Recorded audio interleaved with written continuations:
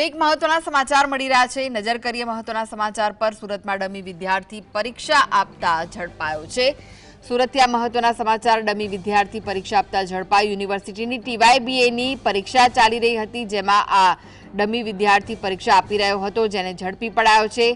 Affiliated કોલેજમાં છેલ્લા 10 વર્ષથી 20 વખત આ વિદ્યાર્થી પરીક્ષા આપી ચૂક્યો છે।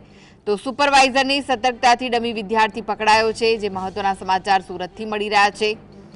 ડમી વિદ્યાર્થીને પકડી પડાયો છે। યુનિવર્સિટીમાં વિદ્યાર્થી 1 વર્ષ સુધી અભ્યાસ કરી શકશે નહીં। તો સુરતમાં ડમી વિદ્યાર્થી પરીક્ષા આપતા ઝડપાયો। યુનિવર્સિટીની TYBAની પરીક્ષા ચાલી રહી હતી, જેમાં વિદ્યાર્થી પરીક્ષા આપતા ઝડપાયો છે। તો વધુ વિગતો માટે જોડાઈ ગયા છે સુરતથી સંવાદદાતા સાહિસ। સાહિસ, ડમી વિદ્યાર્થી ઝડપાયો છે, શું વિગતો મળી રહી છે? યુનિવર્સિટીની TYBAની પરીક્ષા ચાલી રહી હતી અને જેની અંદર વિદ્યાર્થી દ્વારા ડમી વિદ્યાર્થીને બેસાડવામાં આવ્યો હતો। સમગ્ર મામલાને જોતા કોલેજના સુપરવાઇઝર દ્વારા ડમી વિદ્યાર્થીને પકડી પાડવામાં આવતા યુનિવર્સિટીના કુલપતિ દ્વારા કડક આદેશ આપી દેવામાં આવ્યા હતા અને તાત્કાલિક ધોરણે વિદ્યાર્થી સામે પગલાં લેવા માટેની કાર્યવાહી જે છે તે કરવામાં આવી હતી। વિગતવાર વાત કરવામાં આવે તો જે વિદ્યાર્થી છે તે કોલેજની અંદર ભણી રહ્યો હતો।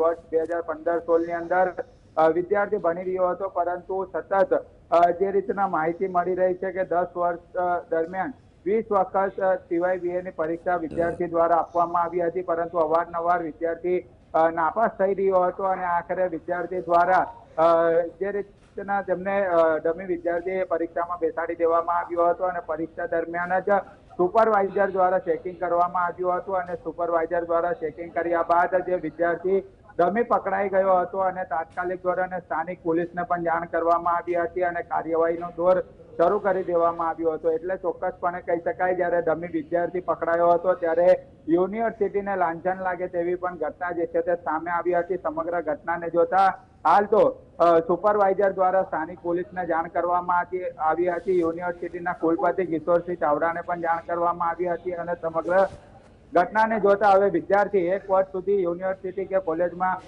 અભ્યાસ નહીં કરી શકે તેવા પગલાં લેવામાં આવ્યા છે। જી આભાર સાહિસ સમગ્ર માહિતી આપવા માટે।